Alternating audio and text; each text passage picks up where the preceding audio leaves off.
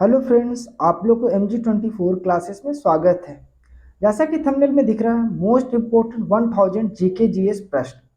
GK का 30 प्रश्न है, यानी 30 सामान्य अध्ययन का है, और जीएस का यानी सामान्य विज्ञान का 20 प्रश्न है। दोनों मिलाकर के 50 प्रश्नों का ये प्रैक्टिस सेट चल रहा है, और आज ये 8वां सेट होने वाला है।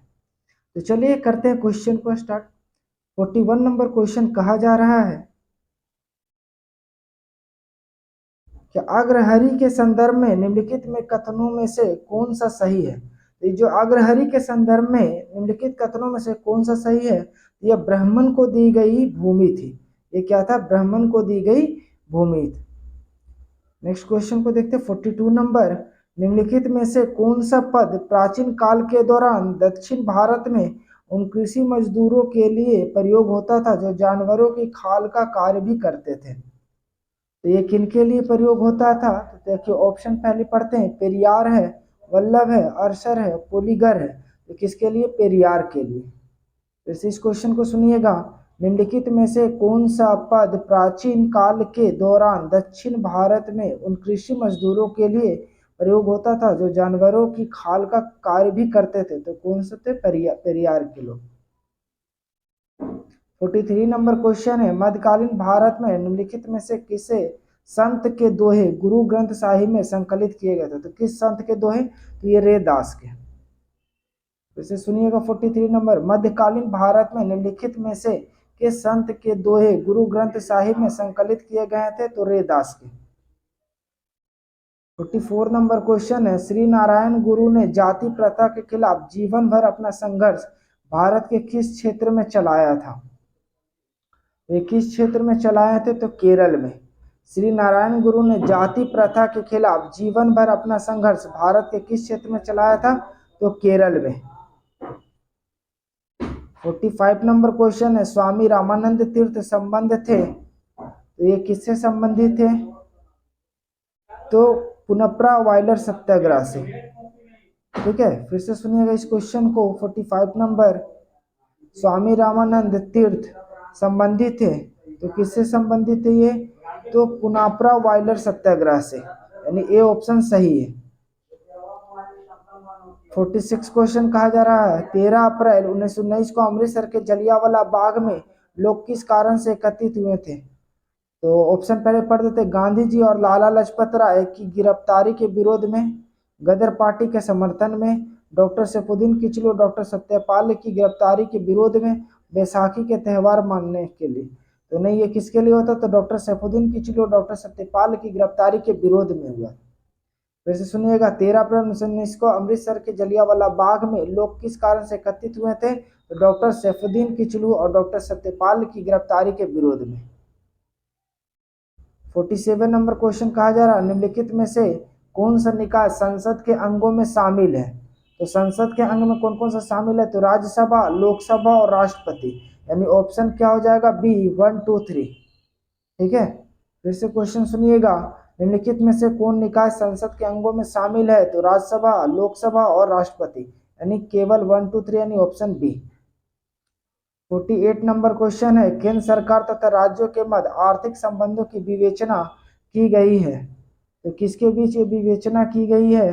तो अनुच्छेद 268 से 281 के अंतर्गत केंद्र सरकार तथा राज्यों के मध्य आर्थिक संबंधों की विवेचना की गई है, अनुच्छेद 268 से 281 के अंतर्गत। 49 नंबर क्वेश्चन कहा जा रहा है। भारत के राष्ट्रपति पर महाभियोग चलाने के लिए कम से कम कितने दिन पूर्व की सूचना आवश्यक है? तो राष्ट्रपति पर महाभियोग चलाने के लिए कम से कम 14 दिनों की सूचना आवश्यक है। 14 दिन पहले सूचना दिया जाना चाहिए राष्ट्रपति को कि उन पर महाभियोग लगाया जा रहा। 50 नंबर क्वेश्चन है। निम्नलिखित में से किस वाद में भारतीय संविधान के मूलभूत ढांचे की अवधारणा प्रतिपादित की गई है? तो किस में की गई है? तो इंदिरा साहनी, ऑप्शन है इंदिरा साहनी वाद, शंकरी प्रसाद का वाद, फिर रुदल शाह का वाद, यानी उपयुक्त में से कोई नहीं है इसमें से। ठीक है, ऑप्शन क्या हो जाएगा? डी, उपयुक्त में से कोई नहीं।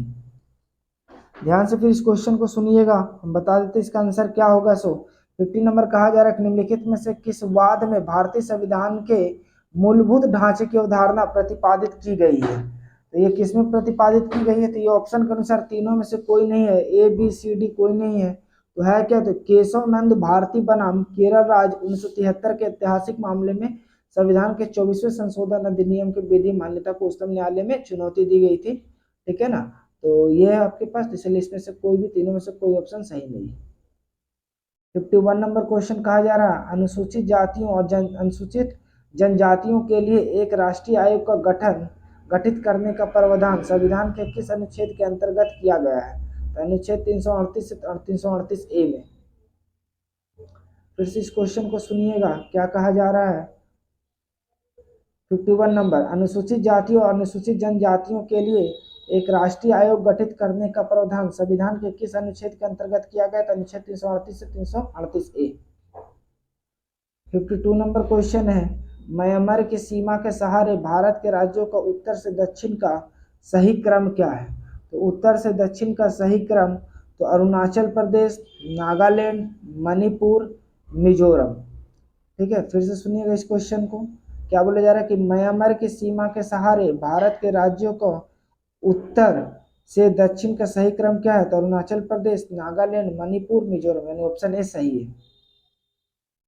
53 नंबर, निम्नलिखित में कौन अक्साई चीन का भाग है? तो अक्साई चीन का भाग कौन सा है? तो लद्दाख पठार, यानी ऑप्शन डी सही है।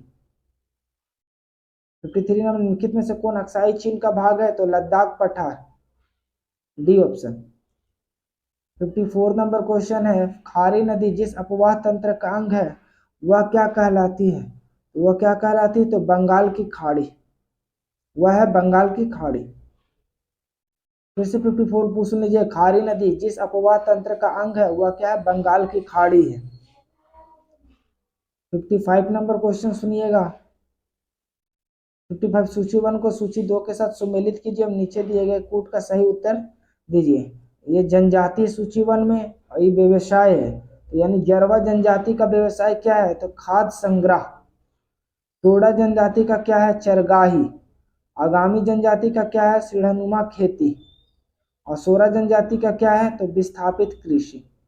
यानी ए का क्या हो गया? 4। ठीक है, अब देखिए इसमें मिलाते हैं, क्या हो जाएगा? तो जरवा जनजाति का खाद्य संग्रह, टोडा जनजाति का आपको चरगाही, अंगामी का सीढ़ीनुमा खेती, और सोरा जनजाति का विस्थापित कृषि। यानी ए का 4, तो ए का 4 आपके पास ऑप्शन बी में है और सी में है। तो टोडा जनजाति का चरगाही, तो यानी बी का 3 तो दोनों में है। फिर आपके आगामी जनजाति के लिए क्या करते हैं? तो सीढ़ीनुमा खेती, यानी 2, तो सी के लिए 2 आपके पास ऑप्शन सी में है। और सोरा जनजाति विस्थापित कृषि, यानी डी का 1, ऑप्शन सी सही है। 56 नंबर क्वेश्चन, निम्न में से कौन सा युग्म सही सुमेलित है? अब सही सुमेलित पूछा जा रहा, तो यहाँ पर देखिए वेनेजुएला का बोगोटा दिया हुआ जो कि गलत है, न्यूजीलैंड का काराकस गलत है, कोलंबिया का वेलिंगटन ये भी गलत है, सिप्रस का क्या? तो निकोसिया, तो ये सही है। सही सुमेलित कौन है? सिप्रस का राजधानी निकोसिया। सिप्रस की राजधानी क्या? निकोसिया। अब देखिए याद कर लीजिएगा कि वेनेजुएला की राजधानी क्या है? देखिए वेनेजुएला की राजधानी क्या है? कारकस। वेनेजुएला की राजधानी क्या है? कारकस। न्यूजीलैंड की राजधानी क्या है? तो न्यूजीलैंड की राजधानी वेलिंगटन है। न्यूजीलैंड की राजधानी क्या है? वेलिंगटन। और कोलंबिया की राजधानी बोगोटा। ठीक है, और सिप्रस की राजधानी निकोसिया। फिर सुन लीजिए, वेनेजुएला की राजधानी क्या हो गया? कारकस। ठीक है, न्यूजीलैंड की राजधानी वेलिंगटन, कोलंबिया की राजधानी बोगोटा और सिप्रस की राजधानी निकोसिया। 57 नंबर क्वेश्चन कहा जा रहा है कि भारत में निम्नलिखित में से किस पंचवर्षीय योजना में अर्थव्यवस्था के समाजवादी स्वरूप का अपनाया गया है? ये पंचवर्षीय योजना 5 वर्षों के लिए होता था, 1951 से स्टार्ट हुआ था। प्रथम पंचवर्षीय योजना 1951 से 1956 चला था। और ये जो हुआ था भारत में से किस पंचवर्षीय योजना में अर्थव्यवस्था के समाजवादी स्वरूप को अपनाया गया? तो दूसरी पंचवर्षीय योजना, दूसरी पंचवर्षीय योजना में। 58 नंबर क्वेश्चन कहा जा रहा है कि निम्नलिखित में से किसके द्वारा भारत में निर्धनता रेखा का आकलन किया जाता है? निर्धनता रेखा का आकलन किसमें किया जाता है? तो राष्ट्रीय प्रतिदर्शक सर्वेक्षण कार्यालय NSSO में, यानी ऑप्शन क्या हो गया? सी सही है। फिर से इस क्वेश्चन को सुनिएगा। 58 नंबर क्या बोला जा रहा है? निम्नलिखित में से किसके द्वारा भारत में निर्धनता रेखा का आकलन किया गया जाता है? तो राष्ट्रीय प्रतिदर्शन सर्वेक्षण कार्यालय NSSO, यानी ऑप्शन सी सही है। 59 नंबर क्वेश्चन है, निम्नलिखित में से कौन सा सुमेलित नहीं है? तो होलकर ट्रॉफी ब्रिज में तो सुमेलित है। राइडर कप गोल्फ के क्षेत्र में सही है। रणजी ट्रॉफी फुटबॉल ये गलत है, ये क्रिकेट के क्षेत्र में। रणजी ट्रॉफी क्रिकेट के क्षेत्र में और क्लासिक कप पोलो के क्षेत्र में। तो कौन सा सुमेलित नहीं है? ऑप्शन सी सुमेलित नहीं है, क्योंकि रणजी ट्रॉफी फुटबॉल दिया हुआ है, रणजी ट्रॉफी क्या होगा? तो क्रिकेट के क्षेत्र में। 60 नंबर क्वेश्चन कहा जा रहा है, निम्नलिखित में से कौन नोबेल पुरस्कार विजेता नहीं है? तो नोबेल पुरस्कार विजेता कौन नहीं है? तो अरुंधति राय को नोबेल पुरस्कार नहीं मिला है। बाकी ऑप्शन ए में सीवी रमन, मदर टेरेसा और जॉन बॉडीकर को नोबेल पुरस्कार विजेता है। फिर से सुन लीजिए, 60 नंबर, निम्नलिखित में से कौन नोबेल पुरस्कार विजेता नहीं है? तो अरुंधति राय नोबेल पुरस्कार विजेता नहीं है। बाकी ऑप्शन में C V Raman, Mother Teresa, John बॉडीकर सभी नोबेल पुरस्कार विजेता है। 61 क्वेश्चन नंबर कहा जा रहा है, निम्नलिखित में से कौन सा सुमेलित नहीं है? अब संगठन और स्थापना, प्रादेशिक सेना का स्थापना 1949 ईस्वी में, तो ये सुमेलित है। राष्ट्रीय सुरक्षा गार्ड 1980, ये भी सही है। राष्ट्रीय कैडेट कोर 1948 नहीं है, 1984। राष्ट्रीय कैडेट कोर कब? 1984। ये ऑप्शन सी जो सुमेलित नहीं है। केंद्रीय रिजर्व पुलिस बल 1939, सही है। फिर से इस क्वेश्चन को सुनिएगा, 61 नंबर, निम्नलिखित में से कौन सा सुमेलित नहीं है? तो प्रादेशिक सेना 1949 सही है। राष्ट्रीय सुरक्षा गार्ड 1980 सही है। राष्ट्रीय कैडेट कोर 1948 नहीं, 1984, तो ये सुमेलित नहीं, ऑप्शन सी सही। केंद्रीय रिजर्व पुलिस बल 1939 सुमेलित है। 62 नंबर क्वेश्चन, विश्व बाल कोष दिवस कब मनाया जाता है? तो विश्व बाल कोष दिवस 11 दिसंबर को मनाया जाता है। फिर से इस क्वेश्चन को सुनिएगा, 62 नंबर, विश्व बाल कोष दिवस कब मनाया जाता है? तो 11 दिसंबर को विश्व बाल कोष दिवस मनाया जाता है। अच्छा, अब ऑप्शन में दिख रहा है 10 दिसंबर, तो 10 दिसंबर को अंतर्राष्ट्रीय मानवाधिकार दिवस मनाते हैं और 22 मई को जैविक विविधता दिवस मनाते हैं। 10 दिसंबर को अंतर्राष्ट्रीय मानवाधिकार दिवस और 22 मई को जैविक विविधता दिवस और 11 दिसंबर को विश्व बाल कोष दिवस। 63 नंबर क्वेश्चन बोला जा रहा है, international crop research institute for semi arid tropics ICIRST स्थित है तो हैदराबाद में। फिर से इस क्वेश्चन को सुनिएगा, 63 number, international crop research institute for semi arid tropics ICRISAT स्थित है तो हैदराबाद में, ऑप्शन डी सही।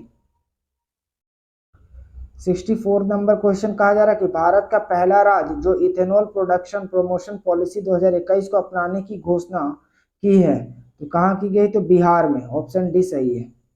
64 नंबर, भारत का पहला राज्य जो इथेनॉल प्रोडक्शन प्रमोशन पॉलिसी 2021 को अपनाने की घोषणा की है तो बिहार।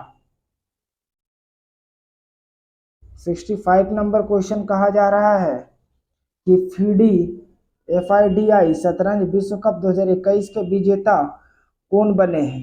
तो ये कौन बने? तो जेन क्रिस्टोफ टूडा, ठीक है। फिर से इस क्वेश्चन को सुनिए, 65 नंबर, FIDE शतरंज विश्व कप 2021 के विजेता कौन बने हैं? तो जेन क्रिस्टोफ टूडा, यानी ऑप्शन ए सही है। अभी हाल ही में प्रकाशित पुस्तक तन्नामन स्क्वायर के लेखक कौन है? तो विजय केशव गोखले, ऑप्शन डी सही।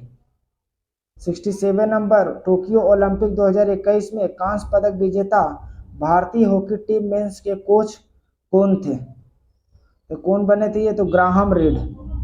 फिर से इस क्वेश्चन को सुनिएगा, 67 नंबर, टोक्यो ओलंपिक 2021 में कांस्य पदक विजेता भारतीय हॉकी टीम मेंस के कोच कौन बने थे? तो ग्राहम रीड।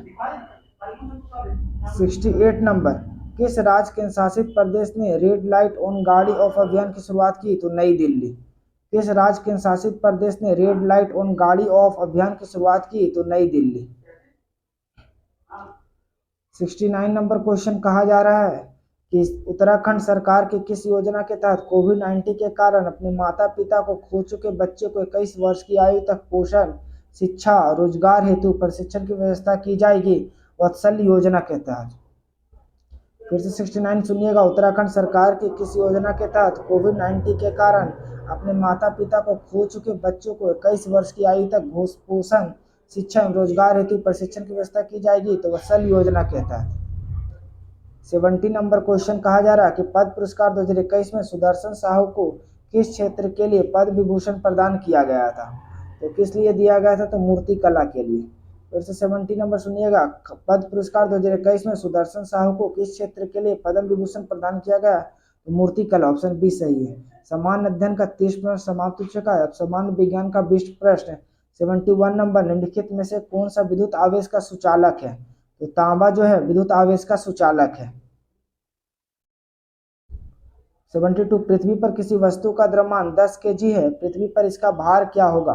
तो देखिए वस्तु का द्रव्यमान यानी मास दिया हुआ आपके पास 10 kg, तो पृथ्वी पर इसका भार, तो वेट निकालने के लिए फॉर्मूला होता है mg, तो मास हो गया 10 और जी का ग्रेविटेशनल फोर्स का वैल्यू होता है 9.8, तो पॉइंट को हटाइएगा तो नीचे 10, तो 10 10 कट गया तो क्या मिल गया आपके पास 98, 98 न्यूटन। भार हमेशा न्यूटन में होता है, द्रव्यमान केजी में। 73 नंबर, लट्टू को घुमाना किसका एक उदाहरण है? तो लट्टू को जो घुमाते हैं तो केंद्र विमुख बल के कारण, ठीक है। नेक्स्ट क्वेश्चन है, ब्रेक लगाने पर 74, ब्रेक लगाने पर एक कार मुख्य रूप से डैश बल के कारण रुक जाता है? तो घर्षण बल के कारण रुक जाता है। फिर से 74 सुन लीजिएगा, ब्रेक लगाने पर एक कार मुख्य रूप से डैश बल के कारण रुक जाता है? तो घर्षण बल के कारण। 75 नंबर क्वेश्चन, जब एक दबी स्लिंकी स्प्रिंग को छोड़ा जाता है तो वह स्थितिज ऊर्जा को बदलता है गतिज ऊर्जा में। ऐसे जब आप स्प्रिंग को दबाए हुए हैं और अचानक छोड़ते हैं तो वो स्थितिज ऊर्जा से गतिज ऊर्जा में बदल जाती है। 76 नंबर, एक परमाणु द्रव्यमान की इकाई एएमयू के किसके बराबर होती है? तो 1.67 इंटू 10⁻27 kg, यानी ऑप्शन सी सही है। इसमें सिर्फ लिखा 1.6 इंटू 10⁻27 kg, ऐसे होता है 1.67 इंटू 10 का पावर -27 kg एएमयू के बराबर, यानी एक परमाणु द्रव्यमान इकाई का। 77 नंबर क्वेश्चन कहा जा रहा है, जिस परमाणु की बाह्य कक्षा में इलेक्ट्रॉनों की संख्या पूर्ण होती है उसकी संयोजकता क्या होती है? तो उसकी संयोजकता क्या हो जाएगी? सुन, जिसकी बाह्य कक्षा इलेक्ट्रॉनिक संख्या पूर्ण हो जाती है, पूर्ण रूप से भर जाती है, तो उसकी संयोजकता क्या हो जाएगी? शून्य हो जाएगी। 78 नंबर, गैसों को कौन सा गुण इनके सुबह बनाता है? तो संपीड़ितता। फिर से इस क्वेश्चन को सुनिएगा, 78 नंबर, गैसों का कौन सा गुण इन्हें सुबह बनाता है? तो संपीड़ितता। 79 नंबर, कॉपर सल्फेट का जलीय विलयन नीले लिटमस को लाल कर देता है, यानी ऑप्शन बी सही है। कॉपर सल्फेट का जलीय विलयन नीले लिटमस को लाल कर देता है, यानी ऑप्शन बी सही है। क्वेश्चन नंबर 80, आधुनिक आवर्त सारणी में जिग जैग रेखाएं डैश को अलग करती है? तो अधातु से धातुओं को, यानी ऑप्शन ए सही है। फिर से क्वेश्चन सुनिएगा, 80 नंबर, आधुनिक आवर्त सारणी में जिग जैग रेखाएं डैश को अलग करती है? तो अधातुओं से धातुओं को। 81 क्वेश्चन कहा जा रहा है कि डीपीटी के उपयोग से रोकथाम होती है? तो डिप्थीरिया का। डीपीटी के उपयोग से रोकथाम होती है डिप्थीरिया का। 82 नंबर क्वेश्चन, निम्नलिखित में से कौन सा अनुमस्तिष्क के बारे में सही है? अनुमस्तिष्क के बारे में कौन सा सही है? तो यह मस्तिष्क का काफी छोटा भाग लगभग 25% होता है। फिर से 82 नंबर, निम्नलिखित में से कौन सा अनुमस्तिष्क के बारे में सही है? तो यह मस्तिष्क का काफी छोटा भाग लगभग 25% है। 83 नंबर क्वेश्चन, पौधे में कोशिका भित्ति का निर्माण करने वाली जटिल कार्बोहाइड्रेट को क्या कहा जाता है? तो क्या कहते हैं? तो सेल्यूलोज। फिर से इस क्वेश्चन को सुनिएगा, पौधे में कोशिका भित्ति का निर्माण करने वाले जटिल कार्बोहाइड्रेट को क्या कहा जाता है? तो सेल्यूलोज कहा जाता है। 84 नंबर क्वेश्चन कहा जा रहा है, निम्न में से कौन मानव आहार नली का भाग नहीं है? तो कौन सा मानव आहार नली का भाग नहीं है? तो ये वायु कोशिका नहीं है, बाकी मुख्य गुहिका है, पित्ताशय है, बड़ी आंत है, पर वायु कोशिका नहीं है। फिर से 84 सुनिएगा, निम्न से कौन मानव आहार नली का भाग नहीं है? वायु कोशिका नहीं है, मुख्य गुहिका है, पित्ताशय है, बड़ी आंत है, यानी ऑप्शन बी इसके क्वेश्चन के अनुसार सही है। 85 नंबर, मस्तिष्क का कौन सा हिस्सा सांस लेने को नियंत्रित करता है? तो मस्तिष्क का कौन सा हिस्सा सांस लेने में नियंत्रित करता है? तो मज्जा, अस्थि मज्जा। फिर से इस क्वेश्चन को सुनिएगा, मस्तिष्क का कौन सा हिस्सा सांस लेने को नियंत्रित करता है? तो मज्जा, यानी ऑप्शन सी सही है। 86 नंबर, कौन सा हार्मोन रक्त शर्करा को बहुत कम होने से बचाता है? तो ग्लूकोगन। 86 नंबर फिर सुनिएगा, कौन सा हार्मोन रक्त शर्करा को बहुत कम होने से बचाता है? तो ग्लूकोगोन। 87 नंबर, मादा प्रजनन कोशिका का नाम क्या है? तो मादा प्रजनन कोशिका का नाम अंडा। फिर सुनिएगा 87 नंबर, अंडा प्रजनन को मादा प्रजनन कोशिका का नाम क्या है? तो अंडा, अंडा कोशिका। 88 नंबर क्वेश्चन कहा जा रहा है,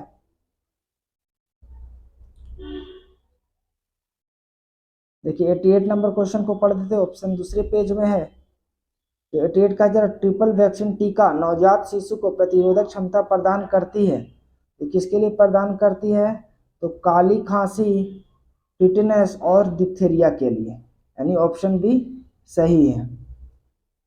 फिर से इस क्वेश्चन को सुनिएगा, बोला जा रहा है कि ट्रिपल वैक्सीन टीका नवजात शिशु को प्रतिरोधक क्षमता प्रदान करती है, तो किसके लिए करती है? तो ऑप्शन बी सही है, काली खांसी, टेटनस और डिप्थीरिया के लिए। 89 नंबर क्वेश्चन कहा जा रहा कि इनमें से कौन सा डीबीएमएस का उदाहरण नहीं है? डीबीएस मतलब डाटाबेस मैनेजमेंट सिस्टम, तो कौन सा उदाहरण नहीं है? तो अपाच नहीं है, यानी ऑप्शन डी सही है। माइक्रोसॉफ्ट एक्सेस है, ओरेकल है, MySQL है, और डीबीएमएस का उदाहरण नहीं है, तो अपाच नहीं है। लास्ट क्वेश्चन है 90 नंबर, सुस्ती क्या है? तो सुस्ती एक पशु निंद्रा, यानी ऑप्शन ए सही है। इस क्वेश्चन को सुनिएगा, 90 नंबर, सुस्ती क्या है?